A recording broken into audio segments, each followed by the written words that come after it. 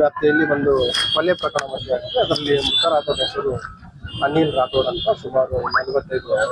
ಅವರು ವಿವಾಹಿತರಾಗಿದ್ದಾರೆ ಮತ್ತು ನಮಗೆ ಬಂದ ಪ್ರಾಥಮಿಕ ಮಾಹಿತಿ ಪ್ರಕಾರ ಅವರು ಒಂದು ಖಾಸಗಿ ಫೈನಾನ್ಸ್ ಅನ್ನು ಮಾಡ್ತಾ ಇದ್ದಾರೆ ಮತ್ತು ವಕೀಲರು ಕೂಡ ಆಗಿದ್ದಾರೆ. ರೆಗ್ಯುಲರ್ ಪ್ರಾಕ್ಟೀಸ್ ಮಾಡ್ತಾ ಇದ್ದಾರೆ. ಕೆಲವು ನಮಗೆ ಪ್ರಾಥಮಿಕ ಮಾಹಿತಿ ತಿಳಿದಿದೆ. ಅದರ ಪ್ರಕಾರ ಅವರಿಗೆ ಪರಿಚಯ ಇರೋರು 3 ದಿನ ಬಂದು ಮಾಡಲಾಗಿದೆ. ಈಗ ಅದ್ರ ಬಗ್ಗೆ ಈಗಾಗಲೇ ನಾವು 3 ವಿಶೇಷ ತಂಡಗಳನ್ನು ಮಾಡಿದ್ದೀವಿ. ಎಸಿಪಿಗಳಾಗಿ ಆದಷ್ಟು ಬೇಗ ಆರೋಪಿಗಳನ್ನ ಬಂಧಿಸ್ತೀವಿ ಮತ್ತು ಈ ಘಟನೆಗೆ ಏನು ಕಾರಣ, ಏನ್ ಕೆಲಸ ಮಾಡ್ತಿದ್ದೀವಿ ಸರ್? ಅಡ್ವೊಕೇಟ್ ಆದ್ಮೇಲೆ ಏನೋ ಪ್ರೈವೇಟ್ ಫೈನಾನ್ಸ್ ಮಾಡ್ತಾ ಇದ್ವಿ ಅಂತ ಇದೆ.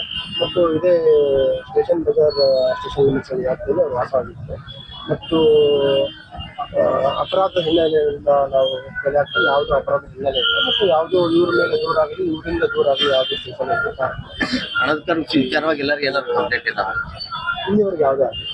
ಅದ್ರ ಬಗ್ಗೆ ಕೇಳಿದ್ದೀವಿ. ಹಣಕಾಸಿನ ವಿಚಾರಕ್ಕೆ ಯಾವುದೇ ಬೇರೆ ಆಗಿಲ್ಲ ಮತ್ತು ಈಗ ಇಮಿಡಿಯೇಟ್ ರೀಸನ್ ಏನು ಕೊಲೆ ಮಾಡಲಿಕ್ಕೆ ಅನ್ನೋದಕ್ಕೆ ಆರೋಪಿಗಳಿಗೆ ಆಲ್ರೆಡಿ ನಾವು ವಿಶೇಷ ತಂಡಗಳನ್ನು ಮಾಡಿದ್ವಿ.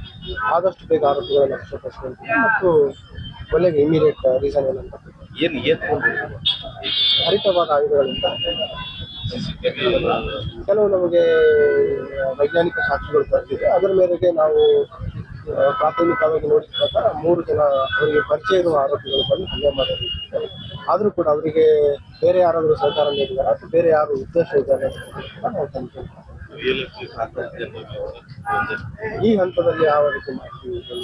ಆರೋಪಿಗಳ ಒಂದು ಬಂಧನದ ನಂತರ ಅವರ ಒಂದು ವಿಸ್ತೃತವಾದ ವಿಚಾರಣೆ ಏನೇನು ಕಾರಣ ಇದೆ ಮತ್ತು ಇವರಿಗೆ ಆರೋಪಿಗಳಿಗೆ ಮತ್ತು ಏನು ಮುಖರಾಗಿದ್ದಾರೆ ಅವರಿಗೂ ಕೂಡ ಏನಾದರೂ ಇತ್ತೀಚೆಗೆ ಏನಾದರೂ ಭಿನ್ನಾಭಿಪ್ರಾಯ ಅಥವಾ ಜಗಳ ಆಗಿತ್ತ, ಹಣಕಾಸಿನ ವಿಚಾರ ಎಲ್ಲ ಆಯಾಮಗಳಲ್ಲಿ ನಾವು ತನಿಖೆ ಮಾಡಿದ್ದೀವಿ. ಆದಷ್ಟು ಬೇಗ ಆರೋಪಿಗಳು ಇದೆ. ನಾವು ಆಫೀಸ್ ಅವರ ಕಚೇರಿ ತರ ಕಾಣಿಸ್ತಾರೆ. ಘಟನೆ ಆದಾಗ ಒಳ್ಳೆ ಗೊತ್ತಿದ್ದೆ ಪ್ಲಾನ್ ಮಾಡಿ ಕೆಲವು ಇದ್ರ ಪ್ರಕಾರ ನಮಗೆ ಅವ್ರ ಪರಿಚಯ ಅವರೇ ಮಾಡಿದಾರೆ ಅಂತ. ಬಟ್ ಏನೇ ವಿಲ್ ಇನ್ವೆಸ್ಟಿಗೇಟಿಂಗ್ ಆಗ